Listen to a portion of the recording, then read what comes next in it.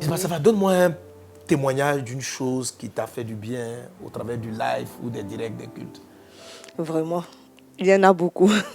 Mais je vais prendre le plus important parce que là, je traversais une période vraiment de turbulence, vraiment, vraiment. Et vous avez commencé l'enseignement sur le Notre Père.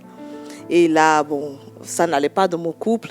Et mon église aussi, en même temps, les attaques venaient de partout. Et là, j'avais quitté l'église pour aller dans une autre église. Mais ça a vraiment bousculé toute chose. Là, mon mari est parti. Et là, j'étais là, je n'entendais plus rien du Seigneur. Je rêvais beaucoup. Et au travers des rêves, j'entendais des choses. Mais quand j'ai quitté l'église où j'étais, là, j'étais déboussolée. Je n'entendais plus rien du Seigneur. Je priais comme si le ciel était fermé. Et quand vous avez commencé le live sur le Notre Père, et vous avez commencé à parler du Père spirituel, et vous avez précisé qu'il fallait vraiment honorer le Père spirituel, vous avez expliqué que quelle que soit la manière dont le Père se comportait, ça, ce n'était pas notre problème. Il fallait seulement honorer son Père. Et puis, il fallait avoir une référence. Et vous avez pris l'exemple sur où les gens se tenaient pour demander une référence. Genre, tu appelles quelqu'un, tu dis, je suis à tel endroit. Et voilà. Donc, je me disais, c'est vrai. Là, je suis où? Est-ce que je suis là où je dois être? Et ça m'a ramené à me repositionner. Donc, j'ai fait l'effort de repartir de l'église d'où je venais parce que c'était vraiment mon père spirituel, parce que j'avais vraiment prié avant d'intégrer cette église-là. Donc cet enseignement-là m'a vraiment ramené vraiment au pas. Et là, j'ai commencé à rêver, j'ai commencé à entendre du Seigneur. Et vous êtes encore revenu sur un autre enseignement et là, vous avez parlé du mariage. Vous avez dit, il ne faut pas rester là. Il dit, si tu veux au Seigneur, commande. Et effectivement, c'était ce que moi je disais. J'ai dit, si mon mari est parti de la maison, c'est ce qu'il a voulu. Donc, peut-être c'est ce que Dieu veut. Mais quand vous avez commencé à dire, commande et donne l'autorisation et tout ça, effectivement, j'ai commencé, je me lève et je commande et tout ça. Et je vois le monsieur qui est revenu à la maison. Alléluia. Ça fonctionne. La prière du Notre Père, ça fonctionne. Amen. Amen. Et je veux, par la grâce de Dieu, je dis partager avec toi certaines choses qui vont te donner de pousser encore cette révélation sur la prière. Amen. Que Jésus-Christ nous a donné. Jésus-Christ t'a donné. Voilà. Lorsqu'on demande à Jésus, apprends-nous à prier, il nous donne une ligne de prière. Ce n'est pas une forme de prière parmi tant d'autres. C'est la forme squelette de base. C'est la progression dans les différentes formes de prière qu'il soit. Pour ceux qui ont bien suivi la série depuis le début, à l'intérieur de la prière du Notre Père, vous avez les autres formes de prière qui interviennent. Vous avez, lorsque vous arrivez à la phase numéro 4, que ton règne vienne, que ta volonté soit faite. Donc le Saint-Esprit vient et dans la partie que ta volonté soit faite, rappelez-vous, c'est là que l'Esprit vous conduit à savoir si vous allez faire un combat spirituel, si vous allez faire une intercession, si vous allez faire un temps de louange, d'action de grâce, si vous allez faire des des prières communes, des prières en équipe, etc. Vous voyez? Donc, c'est un enseignement qui est complet. Bon, complet peut-être c'est prétentieux, parce qu'on a toujours des choses à apprendre. La Bible dit que nous connaissons partiellement. Donc, quand même tu penses que tu as fait le tout de tout, Dieu va te montrer que tu n'as pas encore fait le tout de tout. OK? Parce que la connaissance que nous avons est vraiment partielle. Mais c'est un enseignement en tout cas qui touche beaucoup d'aspects de la prière et qui touche toutes les formes de la prière. Là, depuis un moment donné, j'ai demandé aux équipes de remettre l'enseignement en enlevant les intros, la louange, tout ça. Donc vous allez revoir sur ma page réapparaître juste l'enseignement. Amen. Juste l'enseignement. Donc profitez-en, réécoutez-le entièrement. Donc vous n'avez pas à prendre tout le temps du MS Live, les annonces, tout ça. Donc en ce moment, on est en train de remettre toute la série du MS Live sur ma page. Donc allez là-dessus et puis revisiter les enseignements. Vous savez, ces enseignements, ça dure à peu près 30-40 minutes. C'est des condensés. C'est à peu près ce que je dis au culte de différentes façons, sous différents angles. Mais c'est principalement le même message. Amen. Vous pouvez aussi totalement prendre la série de l'église, du culte, et ça va vraiment vous aider, ça va vraiment t'aider à prier. Là, Isabelle a touché juste un point, c'est le Notre Père qui est au ciel. Juste cette partie-là, elle vous guérit de l'intérieur.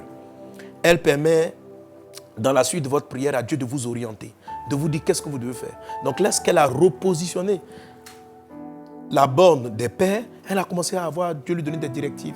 Sa prière a commencé à être efficace. Donc simplement avec la phase Notre Père, beaucoup de sujets peuvent être exaucés. Tu comprends? Beaucoup de sujets peuvent être exaucés. Donc la prière de Notre Père est une vraie cure de Dieu pour nous. quand nous prions, Dieu traite avec beaucoup d'aspects de notre intérieur.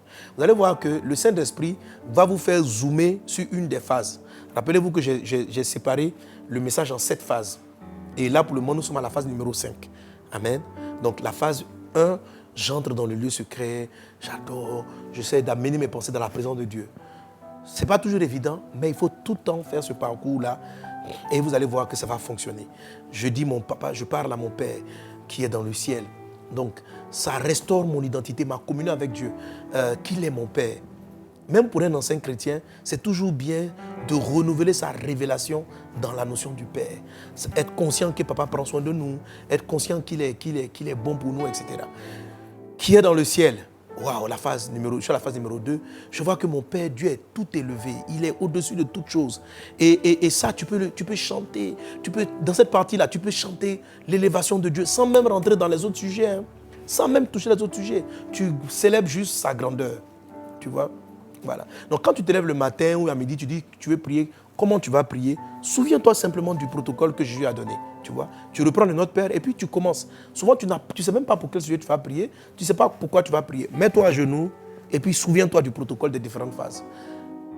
Amen. Tu peux rentrer dans le lieu secret simplement avec Notre Père qui est aux cieux. Voilà. C'est la première phase. La deuxième phase peut être ce qui va t'aider à faire la première phase. Papa, qui est comme toi? Qui est comme toi? Qui est comme toi? OK? Et puis après, tu rentres dans la phase numéro 2, que ton nom soit sanctifié. Là, tu vas vraiment te concentrer sur le nom. OK? Pas sur le fait qu'il soit ton papa, mais sur le nom, et particulièrement le nom de Jésus. Mais tu peux dire, ton nom est grand, sanctifié, ton nom est grand. Ton nom est puissant. Tout à l'heure, pendant qu'on était là, on a chanté la puissance dans le nom de Jésus. Le nom de Jésus guérit. Donc quand quelqu'un sanctifie le nom de Jésus, il l'élève, il le glorifie. Et puis, tu continues. Que ton nom soit sanctifié, tu es en train de dire à Dieu, je ne viens pas devant moi par mes propres forces, ni par ma propre intelligence, mais c'est par la foi dans ton nom que je viens. Tu vois? Parce que si tu ne réussis pas cette phase numéro 3, le que ton nom soit sanctifié, Satan peut facilement venir t'accuser. Il peut venir te montrer tes faiblesses, tes manquements, que tu es indigne de quoi que ce soit. Et une fois qu'il a plombé ton esprit, tu vois, tu ne vas plus avoir la foi pour la suite de ton exercement. Tu vas te sentir, que tu ne mérites pas, etc. Mais quand tu as réussi la phase numéro 2, ta confiance n'est plus en toi. Ta confiance n'est pas dans tes œuvres. La phase numéro 2, la phase numéro 3, ta confiance n'est plus dans tes œuvres, mais ta confiance est dans la victoire de Christ, dans la victoire du nom de Jésus. Et c'est ça cette phase-là. Donc la phase 3, elle a plusieurs démembrements en fonction de ton besoin et de la façon dont l'Esprit Saint veut te conduire dans l'efficacité de ta prière. Est-ce qu'on est ensemble? Par exemple, lorsque vous vous trouvez en situation de prodige, vous voulez prier pour les malades, vous voulez exercer le don de guérison, de miracle. Premièrement, donc, je fais toujours comme ça. En tout cas, papa, tu es plus grand que tout ça. Hein? Quand tu vois les cas, les pieds tordus, les yeux aveugles, les oreilles fermées, tant que tu vas regarder le problème, tu seras tétanisé, tu seras paralysé, tu vas te dire, mais comment est-ce que c'est possible? Mais en même temps, tu le regardes et puis tu te dis, mais mon papa est plus grand. C'est mon papa qui a fait le ciel, qui a fait la terre. Mon papa est plus grand. Et c'est bizarre, mais le simple fait de le dire et de le penser te donne de l'assurance. Et c'est cette assurance-là qui va te permettre d'avoir ton miracle. Tu vois? Tout le monde est tétanisé de voir un mal. Quand un docteur a fini par dire, cette maladie-là est incurable, ce problème est insolvable, tu es tétanisé. Quand tu pries pour ton foyer, tu pries pour ton enfant, on te dit des choses. Tu es déjà paralysé. Mais tu dois prendre le temps de rester sur le Notre Père. Et puis après, si tu as été réclamé ou quoi que ce soit, tu viens avec le que ton nom soit sanctifié. N'est-ce pas? Que ton nom soit sanctifié pour te dire, bon, de toute façon, on ne va pas regarder à moi, on va regarder à Christ. Et c'est par ses meurtrissures que je suis guéri. C'est par l'œuvre qu'il a accomplie que moi je suis sauvé. Donc je ne viens pas à mon propre nom, je viens dans le nom sanctifié de Jésus. Maintenant, le que ton règne vienne. Donc ça, une fois que c'est établi en toi, le que ton règne vienne, on a montré simplement que le règne de Dieu, c'est la présence du Saint-Esprit. C'est de dire, Saint-Esprit, viens, prends le contrôle. Parce que tu ne sais même pas comment tu vas apporter ton sujet de prière. La Bible dit, faites connaître vos besoins à Dieu par des prières, des supplications, des actions de grâce. Il y a différentes formes de prière pour chaque sujet. Donc, à un moment donné, tu appelles le Saint-Esprit. Tu appelles le Saint-Esprit, Saint-Esprit soit présent. Saint-Esprit soit là. Saint-Esprit, que ton règne vienne. Prends le contrôle de ma personne. Le que ton règne vienne aussi, tu peux l'appliquer à l'atmosphère, au pays. Que ton règne vienne. Prends le contrôle dans le pays. Prends le contrôle de l'église. Prends le contrôle, Saint-Esprit. Que ton règne s'installe. Voilà, ok? Donc, que ton règne vienne, que ta volonté soit faite. Le que ta volonté soit faite. Donc, nous sommes tous là, c'est toujours la phase 4. Que ton règne vienne, que ta volonté soit faite. C'est à ce moment-là que tu te rends un peu plus sensible à la manière dont l'Esprit va te donner d'aborder la phase 5, c'est-à-dire, donne-nous aujourd'hui notre pain quotidien. Donc, que ta volonté soit faite. Amen. Jésus a dit, ma volonté, ma nourriture, c'est de faire la volonté de Dieu. Tu comprends? Donc, le que ta volonté soit faite t'introduit sur le donne-moi le pain qui est ma nourriture. Ok? Moi, Jésus dit, ma nourriture, c'est de faire la volonté de Dieu. En Jean chapitre 4. Donc, lorsque tu arrives à cet épisode de que ta volonté soit faite, en fait, tu es simplement, après avoir demandé au Saint-Esprit de te remplir, tu es simplement de lui dire maintenant, conduis-moi dans ton plan. Conduis-moi dans ta volonté. Conduis-moi dans ta volonté. Oriente-moi vers ta volonté. Et là, tu vas avoir une sensation de prière. Tu peux sentir que pour ce sujet-là, il faut que tu te mettes en accord avec telle ou telle personne qui a le même fardeau. Et vous allez faire la prière d'accord. Ou tu sens que ce jour, tu es en train de prier pour ça, tu sens que les larmes te montent. Tu as comme envie de pleurer. Ou bien pendant même que tu es en train de prier, ou tu es en train d'adorer, tu sens des larmes qui sont en train de couler. L'esprit est en train d'aller en mode supplication. En mode supplication. Ou pendant que tu pries, tu commences à voir des visages des personnes, ou à sentir le nom de certaines personnes, comme je disais tout à l'heure, parlant de ma fille spirituelle Kadi. Pendant que ce matin je priais, elle est venue. Et beaucoup de noms ne pensaient pas que je l'ai cité elle, parce qu'en fait, je m'étais dit que je l'ai appelée. Mais c'est très souvent, je vous ai dit la dernière fois, la majorité de mes temps de prière, du grand monde de la prière, ce sont des prières d'intercession. Pour les uns et pour les autres. Amen. Voilà. Donc, donc j'arrive, l'Esprit t'oriente, il te montre des gens, il te montre, en tout cas, une attitude de prière. Si tu sens de la colère, il peut t'amener dans un combat spirituel. Dans le combat spirituel. Donc, par exemple, un peu comme Isbat a rendu son témoignage, son mari est parti. L'Esprit aurait pu faire revenir son mari en disant supplie. Il aurait pu faire venir son mari en disant mets-toi avec quelqu'un, prier pour qu'il revienne. Mais l'Esprit, elle a eu le réma d'avoir une sainte colère. Et elle a appelé, elle a ordonné. Amen. Et quand vous ordonnez, elle a commandé. Et là, ça commande, parce que c'est son époux, ils sont une seule chair. C'est parti parler à son esprit et il est rentré à la maison. Ok? Donc, n'ayez pas peur. L'Esprit, si vous suivez le protocole, va vous dire comment vous devez prier. Et si vous ne savez pas comment vous devez prier, restez tout simplement en langue. Amen. Et puis même quand vous faites la prière en langue, sachez que vous pouvez parcourir tout le circuit. Hein. Voilà, notre Père qui est sur tout ça, ça peut se faire en langue. Et quand vous arrivez maintenant, vous arrivez à la partie où nous sommes, donne-nous aujourd'hui notre pain quotidien. Donne-nous aujourd'hui notre pain quotidien.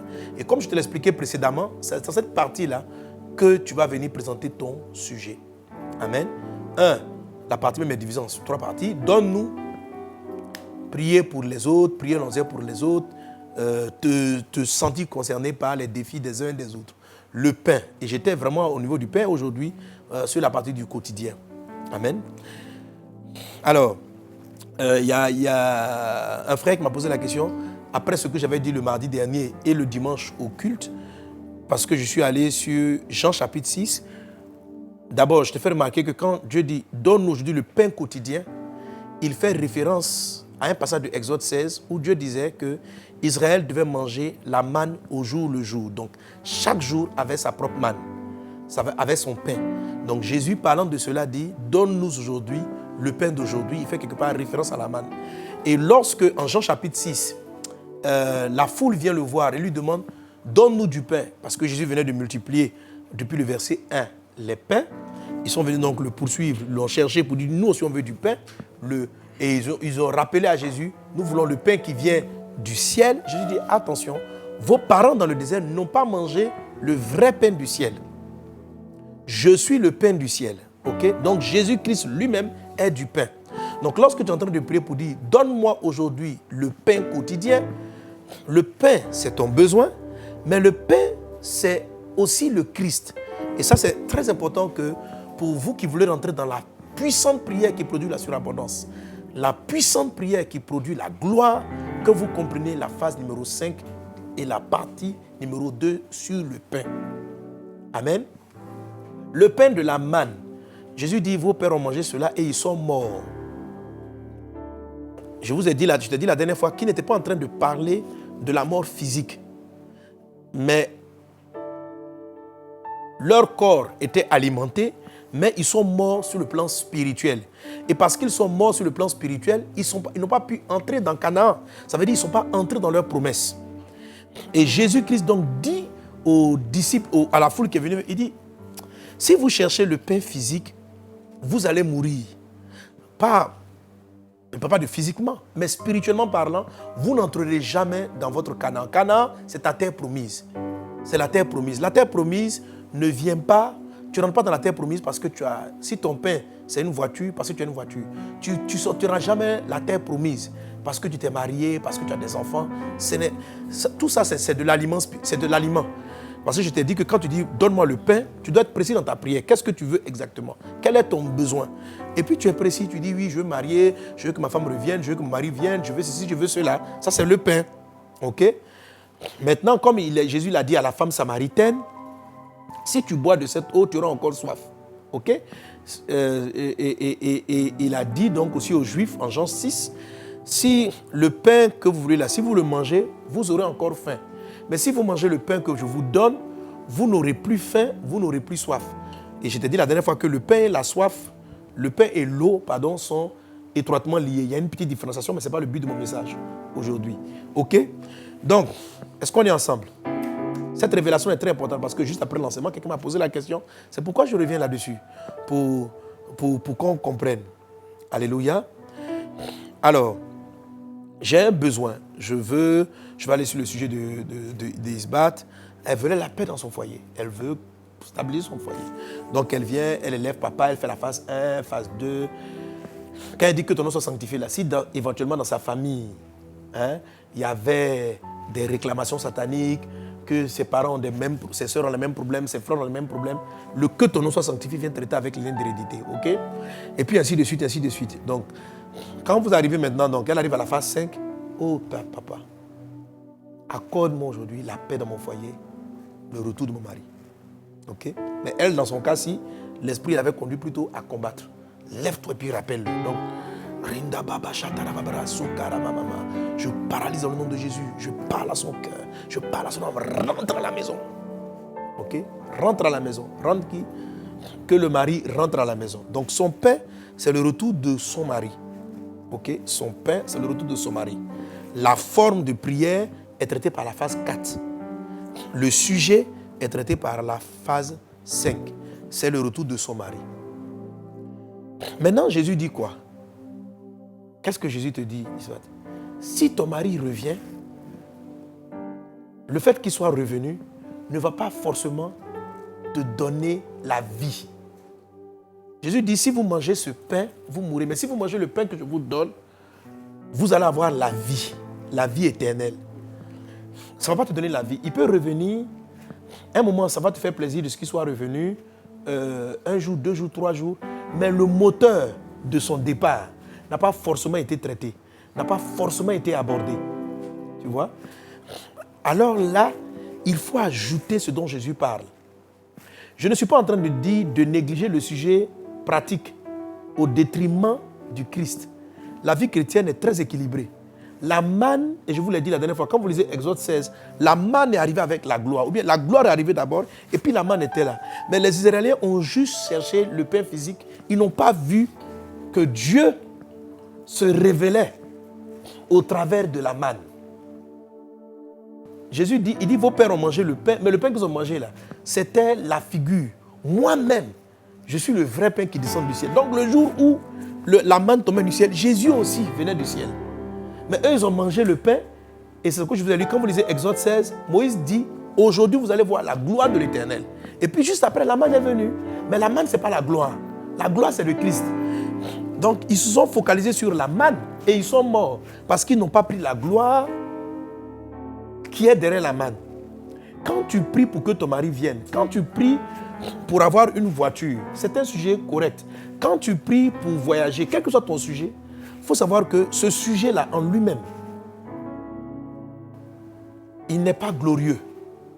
Dieu ne veut pas te donner un mariage, Dieu veut te donner un mariage glorieux. Dieu ne veut pas te donner une voiture, il veut te donner une voiture glorieuse. Dieu ne veut pas te donner un travail, il veut te donner un travail glorieux. Or, le paramètre glorieux, là, ne se trouve pas dans le retour de la matière. Le paramètre glorieux se trouve dans une autre forme de... C'est toujours dans le... Donne-nous notre pain, là. Le paramètre glorieux, c'est juste un petit complément dans ta prière. C'est juste un additif.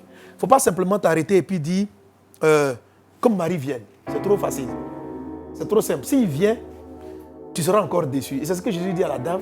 Si tu bois cette eau, si tu maries ce 6e homme, tu auras encore soif. Mais si tu bois de mon eau, Jésus n'était pas en train de dire, il faut plus te... Il n'y a aucun moment Jésus a dit, laisse le mari là pour venir me marier. Hein? Il est parti, il a laissé la femme avec son mari. Mais il est en train de lui expliquer que la vie du couple là, ne peut... Jésus dit autrement, parlant du couple, il dit, la corde à 3 fils ne rompt pas. C'est-à-dire que, dans la phrase, il dit, 2 valent mieux qu'un. C'est une phrase. Et puis il dit, quand un tombe, l'autre le relève tout seul. Et puis quand il arrive à la corde, au lieu de dire la corde à 2 fils, il dit la corde à 3 fils. Jésus est le 3e fil qui fait que la chose ne meurt pas, le foyer ne s'éteint pas, l'exaucement vous conduit jusqu'à Canaan. L'exaucement te conduit jusqu'à Canaan. Et ce paramètre-là, c'est Moïse qui l'a appliqué en Exode 33. Moïse avait compris que Israël n'avait pas vu l'essentiel. Alors, en Exode 33, à partir du verset 1, on comprend là. Dieu vient, il dit à Moïse, bon, comme vous êtes dans le péché, vous murmurez tout le temps, vous vous plaignez, ok, je vous donne Canaan. Je vais vous envoyer un ange qui va vous faire entrer en Canaan et l'ange va détruire tous vos ennemis. En fait, autrement dit, l'ange allait faire tout ce que Dieu a promis à Israël. Mais Dieu dit à Israël, Dieu dit à Moïse, mais moi-même je ne serai pas là.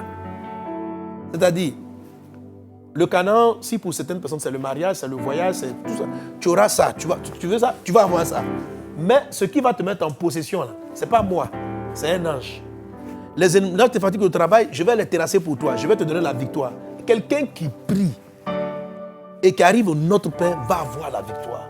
Mais il y a des victoires qui vont vous laisser dans l'insatisfaction. Il y a des victoires qui ne seront pas glorieuses. Qu'est-ce qui fait que la prière dont je suis en train de parler produit la surabondance? Pourquoi on l'appelle la prière de l'épouse? Parce qu'elle a quelque chose de plus. C'est le 2e pain, le Christ qui est le pain lui-même. Donne-nous aujourd'hui le pain quotidien. Jésus dit prier comme ça, donne-nous le pain. Mais après il révèle au disciple que lui, il est le vrai pain. Donc le pain qu'il doit chercher, c'est le Christ. Et comment on cherche le Christ? Donc on est dans Exode 33. Et toi qui me suis, il faut que tu lis ce passage.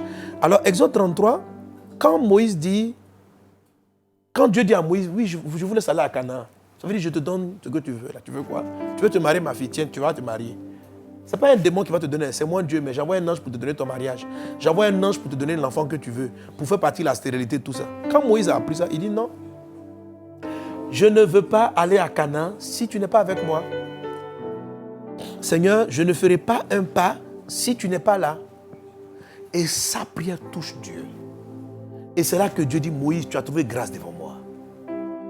Je me révèle à toi face à face.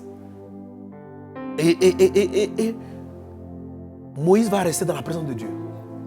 Et c'est dans la suite, au verset 18, il va dire, Papa, je veux voir ta gloire.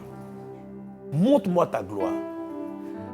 Et quand il va dire, montre-moi ta gloire, tu vas dire, aucun homme ne peut voir ma face et vivre.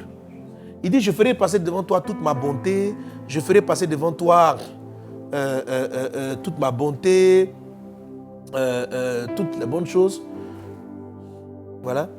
Je les ferai passer devant toi, mais pour ma gloire, tu ne la verras pas. Alléluia, tu la verras. Mais pour que tu la vois, il faut que tu sois sur le rocher. J'avais traité ça la dernière fois et puis je te mettais dans le creux du rocher. Ok? J'avais abordé ce point la dernière fois. C'est très simple. Pour résumer en très simple. Quand tu pries, Seigneur, je veux me marier. Mais je ne veux pas me marier sans toi. C'est comme ça qu'on touche le 2e pain. Je sais que le mariage est important pour moi. Mais ce qui est plus important, c'est toi. Je veux ta présence. Je ne veux pas un mariage sans toi. Je ne veux pas un travail sans toi. Je veux ta présence. C'est ça la prière de Moïse. À l'époque, l'image d'Israël, c'était l'ombre des choses à venir. Christ ne devait pas se révéler ouvertement. Christ devait juste révéler son ombre. Mais par l'ombre et par l'exemple de Moïse, on comprend ce que nous devons faire. Dieu dit, si tu te tiens sur le rocher, je vais te cacher dans le creux du rocher. Et c'est là si tu te tiens sur la parole. J'ai expérimenté dans ma vie, c'est-à-dire toujours chercher sa présence dans ce que je dois faire. Il ne s'agit pas de faire une bonne chose. Quelqu'un me dit, pasteur, on t'invite, viens faire un programme. On va faire ici. Le programme est très juste. Le programme est correct. C'est normal. Mais le matin, chaque jour, c'est pourquoi on parle du pain quotidien. Chaque jour, est-ce que tu es avec moi ici? Est-ce que tu vas m'accompagner? Est-ce que tu seras avec moi? Et juste sentir sa présence, juste sentir qu'il est là. Amen. Quand on parle du pain de Jésus, il y a un moment même, ça va créer une confusion dans mon esprit. Je me disais, est-ce que si Jésus, je l'ai une fois pour toutes? Et je t'assure, il n'y a pas longtemps, c'est bien ce matin, l'Esprit m'a bien répondu. Il dit non, le pain est au quotidien. C'est-à-dire que c'est chaque jour que tu cherches le pain. C'est chaque jour, à chaque chose, tu cherches cette présence. Tu ne la cherches pas hier pour dans 10 ans. C'est un pain au jour le jour. Donc, chaque jour, la gloire de Dieu descendait. Les gens mangeaient le pain et ils laissaient le Christ. Ils mangeaient le pain numéro 1, ils laissaient le pain numéro 2 qui est le vrai pain. Venez avec le Seigneur avec vos sujets. Vous voulez quoi? Tu veux quoi? Ton sujet c'est quoi? Je veux du travail. Mais ne cherche pas le travail à tout prix. À un moment donné, tu dis, Père, c'est vrai, je veux du travail, mais je veux que tu sois avec moi. Tu m'as dit dans ta parole que je vais avoir des enfants. Tu m'as dit dans ta parole que je vais me marier. Tu m'as dit dans ta parole que je vais faire des choses, mais je veux que tu sois là. Je veux que tu sois là. Alors là, ça va faire une différence. Quand vous priez comme ça, le pain va venir. Sa présence va venir. Alléluia. Amen. Chaque dimanche, avant de prêcher, tu peux avoir le texte, mais tu cherches sa présence. Parce que tu peux venir prêcher, mais il peut ne pas être là. La Bible même simplement là, sans sa présence, ça peut être du pain numéro 1. Tu peux te lever, aller faire de bonnes œuvres. C'est un canard. Mais est-ce qu'il est là? Est-ce que tu l'as mangé? Est-ce que tu l'as consommé? Alléluia. Alors Dieu dit à Moïse, je vais te révéler ma gloire, mais je te mettrai sur le rocher. Il va après, je te mettrai dans le rocher. Et Jésus dit bien en Jean chapitre 6, il faut le lire, il dit, ma chair est de la nourriture, mon sang est un breuvage. Celui qui me mange, et sa parole a tellement choqué qu'il demande de manger que certains de ses disciples se sont séparés de lui dans ce même contexte de Jean chapitre 6. Amen. C'est ce dont je parle dans cet ouvrage ici, le mystère de la Pâque. Et là, comme on est vraiment à la veille des festivités de Pâques, c'est vraiment un livre qu'il faut vous appeler. J'explique comment on mange Jésus. Amen. J'explique à l'intérieur comment, qu'est-ce que Jésus signifie par manger Jésus. La force, mes amis, ne se trouve pas dans la prière, mais dans la méditation. Alors, je vous l'ai déjà dit au live ici que lorsque vous arrivez à donner notre pain quotidien, c'est vraiment la partie où vous appelez sa présence et vous allez ouvrir votre Bible. Vous allez ouvrir la parole. Vous allez méditer la parole. Vous pouvez faire un programme de lecture suivi, peu importe. Mais dans votre texte du jour, là, quand Jésus arrive, il va le prendre, il va se révéler, il va vous donner votre réma quotidien. Oui, il va te donner une directive. Il va être présent dans ta méditation. Il va être présent dans ta lecture. Le Saint-Esprit, tu peux dire au Saint-Esprit, Saint-Esprit, ouvre mes yeux pour comprendre. Il va t'ouvrir. Il va t'ouvrir. Alléluia. Il va te conduire. Amen. Pour ceux qui cherchent des programmes de lecture, quand vous avez le dévotionnel vous fait un plan de lecture. En dehors du texte à méditer quotidiennement, vous avez un plan de lecture annuel. En parcourant tout votre dévotionnel, vous allez finir de lire votre Bible. Amen. En une année. Alléluia. Vous pouvez prendre un plan de lecture. Peu importe, mais Dieu va vous parler. Et tu dis, cet esprit, ouvre mes yeux. Ouvre mes yeux. Ouvre mes yeux. Ouvre mes yeux. Ouvre mes yeux. Alléluia. Ouvre mes yeux. Et sa présence va t'ouvrir. Il va te parler. Il sera là. Et là, l'homme ne vivra pas seulement de pain, mais de toute parole qui sort de la bouche de Dieu. Et je t'ai dit la dernière fois, de tout réma. Et c'est cette présence-là qui va donner un sens aux paroles. Quelquefois, tu peux finir la méditation sans rien ressentir de particulier. Mais c'est dans le cours de la journée. Je donne comme ça. Qu'est-ce qui s'est passé à Bundiali là? À Bundiali, et puis même à Tengré là.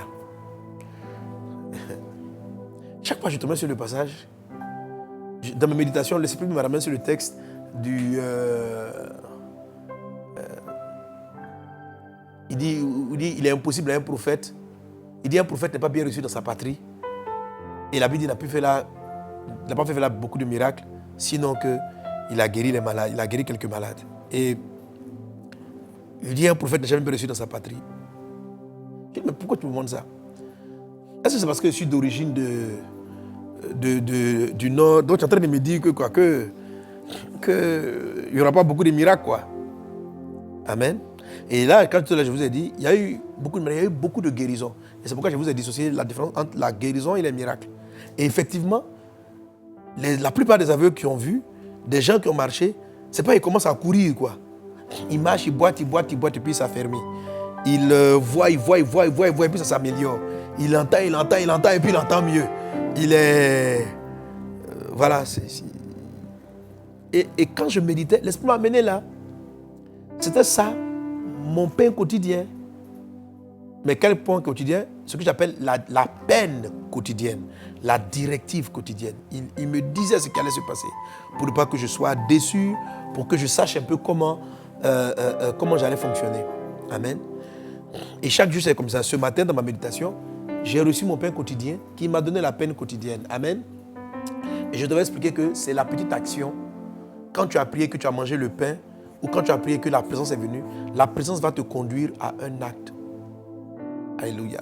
Et la gloire de Dieu, comme je te l'ai dit, la manne se révèle, elle arrive tous les matins. Généralement, le pain quotidien, tu l'as le matin. Pas vers midi, mais le matin. Les bontés de l'Éternel ne sont pas épuisées, elles se renouvellent chaque matin. Donc c'est là que sa gloire arrive, chaque matin. Je te réveille tôt vers 4 heures, je se réveille très tôt le matin. Et il priait.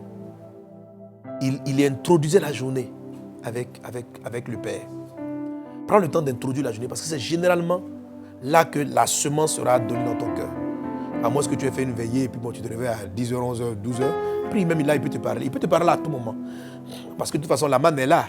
Voilà, la manne est là. Mais quand vous lisez le texte, quand le soleil se levait, elle fondait. Tu vois, c'était un modèle que Dieu nous donnait. Quand le soleil se levait, la manne fondait. Donc, tout ça, c'est l'ombre des choses à venir pour nous expliquer que Jésus le Christ vient commencer ta journée. Donne-nous chaque jour le pain du jour. C'est pas un pain de la mi-journée, quoi. C'est pas un pain de la soirée. Tu vois, où tu as mangé toutes sortes de choses, puis vers 18h, tu veux manger Jésus. Non, c'est pas intéressant, là. Ok? C'est tous les jours, le matin, veille à te lever avec Jésus. Tu ne vas pas te lever avec les journaux, tu ne vas pas te lever avec les trucs. Tu te lèves, tu chantes, tu es un peu ensommeillé, tu peux aller prendre une petite douche, puis te rester un peu. Puis tu restes avec lui, tu es dans sa présence. Tu vois? Et il est fort probable que tu reçoives ta peine quotidienne. Il va te parler. Il va te donner la directive. Il va te montrer ce que tu dois faire. Et généralement, la directive du jour, je te l'avais expliqué la dernière fois, est ce qui va t'amener vers l'exaucement définitif. En fait, il te fait poser des petits pas qui déplacent les grosses montagnes. Alléluia. Tu peux l'avoir prié pour dire que mon mari revienne. Et puis le jour là, il va venir. Et puis la peine quotidienne, tu vas méditer sur la patience. Tu ne comprends pas pourquoi. Tu suis la patience. Toi, tu as prié. Oh, ton père là, c'est Seigneur, vraiment, je t'en supplie, fais que mon mari rentre à la maison, qu'il rentre à la maison. Et puis tu arrives et tu fais méditer la patience. Si tu laisses l'esprit, il va te faire comprendre que c'est parce que tu es impatient que tu perds ton foyer. Et quand il va te donner la gloire, c'est-à-dire, ce n'est pas seulement le mari qui va revenir, mais le fait qu'il ait semé en toi la patience, fait que quand ton mari va revenir, ce caractère-là va installer Christ dans ton foyer et va restaurer ton couple. Il sera heureux simplement parce que tu as eu le caractère de la patience. Où tu as eu le caractère de la patience? C'est le Christ qui a déposé ça en toi en le mangeant. C'est ce que j'explique ici. Que je vais sur Josué 1,8 qui dit que ce livre de la loi ne s'éloigne pas de ta bouche. De ta bouche. Il n'a pas parlé des yeux. Ça veut dire qu'il parle ici de l'approche de la parole qui transforme. Vous voyez, il y a la parole qui ne transforme pas. Il y a la lecture de la Bible qui ne transforme pas. Et il y a la parole qui transforme. La Bible qui transforme, ce n'est pas les yeux. C'est la bouche. Que ce livre de la loi ne s'éloigne pas de ta bouche. On a dit de tes yeux parce que c'est vrai, on prononce. Mais la vérité, c'est les yeux qui lisent. Et la bouche ne fait que dire ce que les yeux ont lu. Donc quand je regarde, mes yeux ont lu et ma bouche déclare ce que... C'est pourquoi je peux fermer la bouche et puis lire. Donc il n'est pas en train de parler de lecture.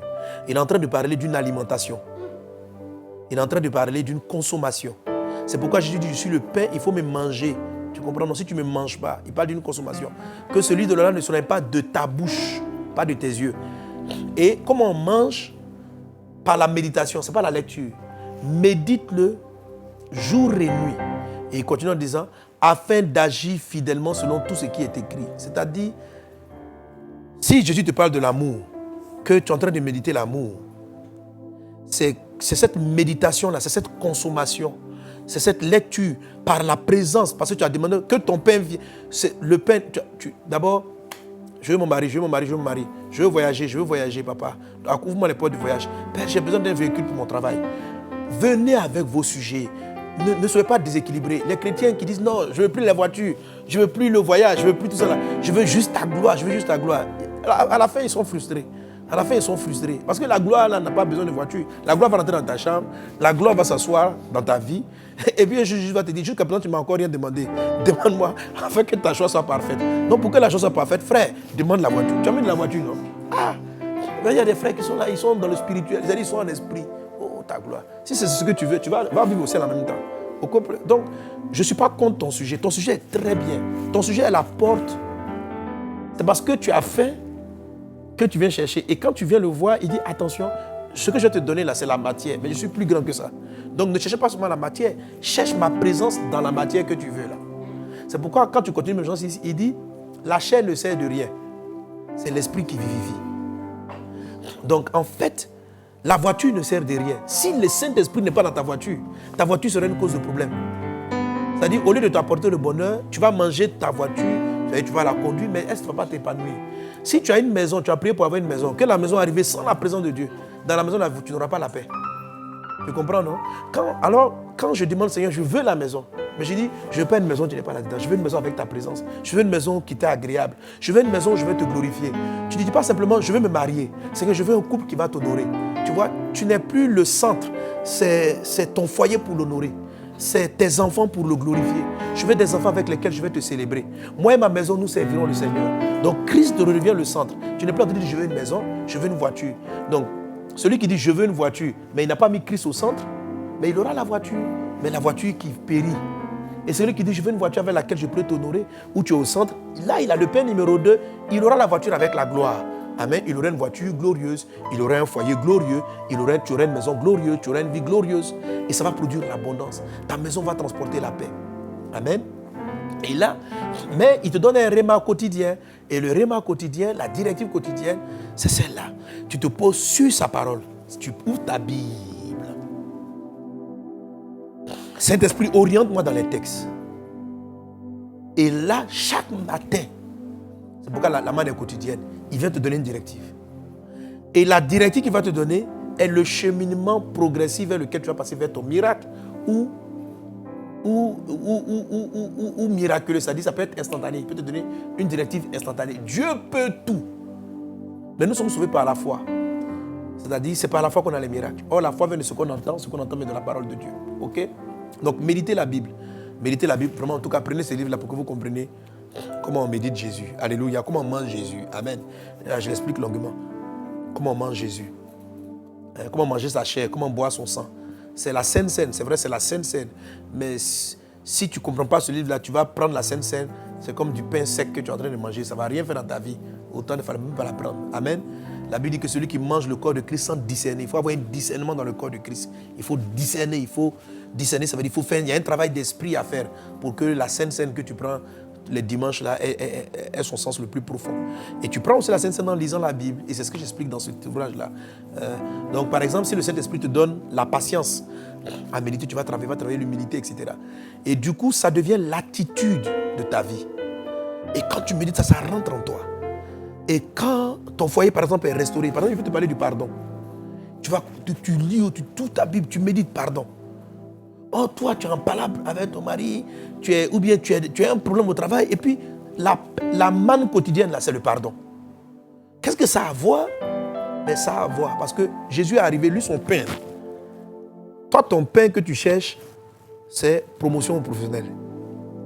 Mais le pain qu'il t'envoie, parce que tu dis, je veux ta présence. Quand tu dis, je veux ta présence, il arrive avec un réma. Et le réma peut ne pas être directement ton travail. Ça sera le réma du pardon. Et il vient s'asseoir dans ta vie, le pardon. Toi, tu es en train de prier pour ta croissance, que les paralytiques marchent, et puis il te parle d'amour. Il te parle d'amour. Et puis tu commences à méditer l'amour. Tu médites l'amour. Tu as l'impression que tu fais du hors-sujet. Hein? Tu n'es pas en train de faire du hors-sujet. Tu es en train de déclencher quelque chose dans ta vie. La crise s'installe en toi. Et c'est en ce moment-là, il dit à Moïse quoi? Tu te tiens sur le rocher. Quand ma gloire va passer, je te mettrai dans le creux du rocher. Ça y est, tu médites et puis à un moment donné, toi-même tu rentres dans la parole. Quand tu rentres dans la parole, la gloire de Dieu s'installe dans tout ce que tu fais. Et tu vas voir, ton exaucement sera surabondant. Alors quand il va travailler en toi la paix, l'amour, la vertu, la patience, la bonté, quand vous priez pour un pain, Dieu vous envoie du pain quotidien qui vient vous rendre capable de faire la volonté de Dieu. Ma nourriture, dit Jésus, c'est de faire la volonté de Dieu. Et souvent la volonté, c'est un trait de caractère que vous devez changer en vous. Le vrai pain du Christ, lorsque la gloire de Dieu arrive, elle change un caractère en vous. D'où encore, pour te le prouver, 2 Corinthiens 18, nous tous qui le visage découvert contemplons le Seigneur, nous sommes transformés en la même image. Quelle image? L'image de Christ, de gloire en gloire. C'est-à-dire que plus je vois la gloire de Dieu, plus je ressemble à Christ. J'ai la douceur de Christ, j'ai la patience de Christ, j'ai la bonté de Christ, j'ai la patience de Christ, etc. C'est pourquoi j'ai chanté le chant caché en Christ, c'est-à-dire caché dans le rocher. Où à un moment donné on ne te voit plus, mais quand on te regarde, c'est Christ qu'on voit. Amen. Quand vous ratez votre pain quotidien, vous pouvez faire des miracles, mais sans la gloire de Dieu. Si ton pain, c'est fais-moi, je veux faire des miracles, les aveugles voient, les sourds entendent, utilise-moi. Dieu peut te le donner. Il n'a pas besoin de beaucoup, je peux te le donner. Mais il y a des gens qui cherchent Dieu dans ce qu'ils sont en train de faire. Parce qu'il y a beaucoup de gens, ils font des miracles, mais ils vont mourir à leur miracle. Il faut partir de ceux qui vont en enfer malgré leur prodige.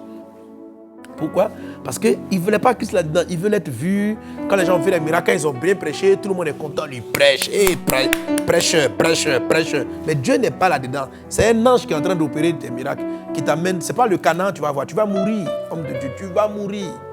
Tu vas mourir dans ta foi. Tu vas mourir dans ton foyer. Tu vas mourir dans ta famille. Je vous assure, la plupart des pasteurs qui ont eu leur couple, qui ont perdu leur femme, ils ne cherchaient pas la gloire de Dieu. Ils cherchaient l'action. Ils cherchaient le premier pain. Si tu cherches la présence de Dieu, je dis tu cherches la présence de Dieu, même va te dire, même reste à la maison, reste avec ta femme quand il faut rester avec ta femme. La manne quotidienne, elle peut venir te dire, mets de l'ordre. Aujourd'hui, il ne va pas prêcher quelque part. Quand Jésus envoie son pain numéro 2, il te donne une attitude qui va changer toute chose. Qui va te guérir, qui va te restaurer. Il faut chercher sa présence. Il ne faut pas chercher les croisades. Il faut chercher sa présence. Dieu t'a dit que tu allais faire des campagnes. Dieu t'a dit que tu allais bâtir un hôpital. Mais prie pour l'hôpital en cherchant sa présence. Alléluia. Dis tu veux un hôpital où il est dedans. Cherche, deviens multimilliardaire dans tes entreprises. Mais ne cherche pas à rentrer à Canaan sans lui. Alléluia. Amen. J'espère que tu as compris pour aujourd'hui. Alléluia. C'est ce qui fait la différence avec la prière de l'épouse. L'épouse, en fait, si je veux simplement imaginer, ok. Une fois, pour faire comprendre ça à mes enfants, chaque fois ils sont là, papa, je veux jouer.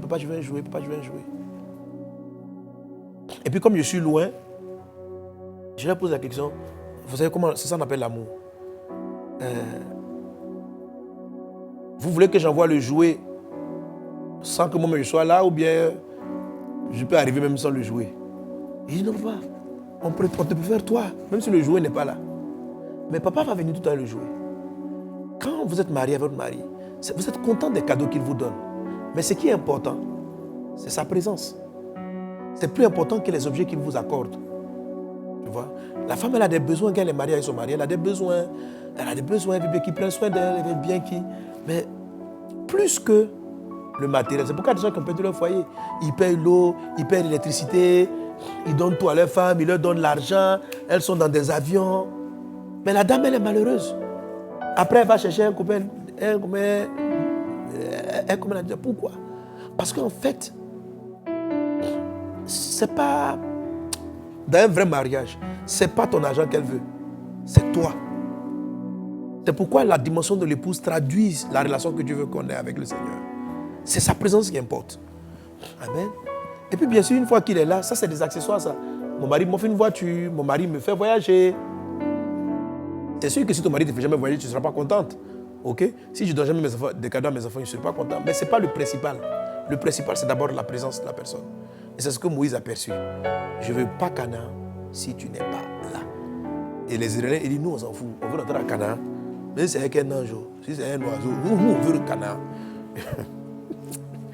Alléluia, que Dieu vous bénisse abondamment. Que Dieu soit avec toi. Amen, amen, amen. Alléluia. Alors là, Dieu s'apprête à guérir quelqu'un. Mais maintenant que tu as compris ce message, cherche la guérison avec sa gloire et sa présence. Dis, je veux que tu sois là, papa. Amen. Il va te guérir, mais il sera présent. Je veux ta présence. Ne sois pas comme les gens qui veulent simplement rester dans la gloire. Mais la vie chrétienne, tant qu'on est sur la terre, est très équilibrée. Les deux vont ensemble. Amen. Mais le plus important, l'essentiel, c'est sa présence. C'est sa présence. Sa présence. Pierre et Jean ont vu la gloire sur la montagne. Ils ont dit, nous voulons rester sur la montagne. On va habiter ici. Il dit, non, descendons. On a des visitations de gloire, mais la gloire, on doit descendre être sur le terrain. Sauver des vies, aider des gens. Et maintenant, la présence de Dieu est là dans ta chambre, là où tu te trouves, là où tu es en train de me suivre. Sa gloire est là pour toi. Sa grâce vient pour toi.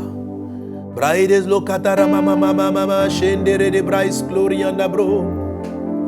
Rede glorianda brada soro bara la glorianda brada setere de brodos glorianda bro. La ikoro mara la sonda rababa shekara bara la kondo roboye. Brenda sere mara la glorianda brada sonda rababrodos glor. Saide rede la braide kunda rababa shekere marlo tarababo. Oh mon Dieu.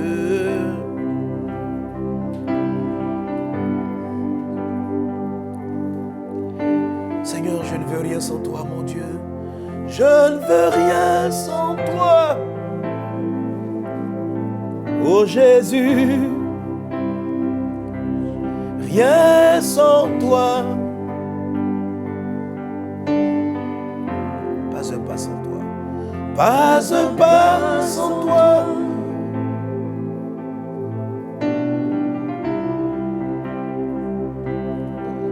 Rien sans toi. Je ne veux rien sans toi. Je ne veux rien sans toi.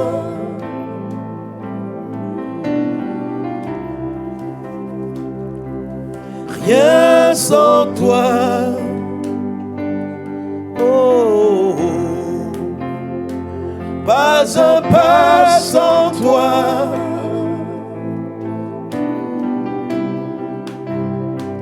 Pas un pas sans toi.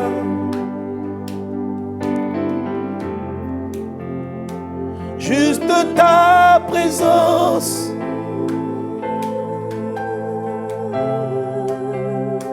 Juste ta présence. Toi seul me suffit, Seigneur. Toi seul me suffit.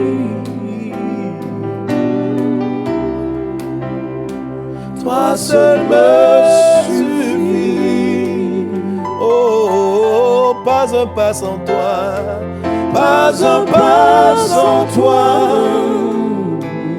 Pas un pas sans toi. Pas un pas sans toi. Seigneur mon Dieu, nous te prions maintenant, nous te prions. Je veux prier pour Aline, Sérédier, pour Laïla Grâce, pour Philomène Yonka, pour Sandrine Faveur, pour Marie-Pascal Ama, pour Rachel Odou, pour Priska, pour Wenidji, pour Mercedes Nancy. Je veux te prier, Seigneur Dieu, pour tous ceux et celles qui sont connectés en ce moment. Je veux te prier pour nous tous là, connectés en ce moment. Rien sans toi. Connectés là, Seigneur Dieu. Et tous disent Amen à ta parole. Parce que tous recherchent, nous voulons ta présence, Seigneur Dieu. Souvent, il nous est difficile de percevoir, de comprendre. Mais nous voulons que tu sois là, juste ta présence. Parce que toi seul est suffisant pour nous, Seigneur Dieu.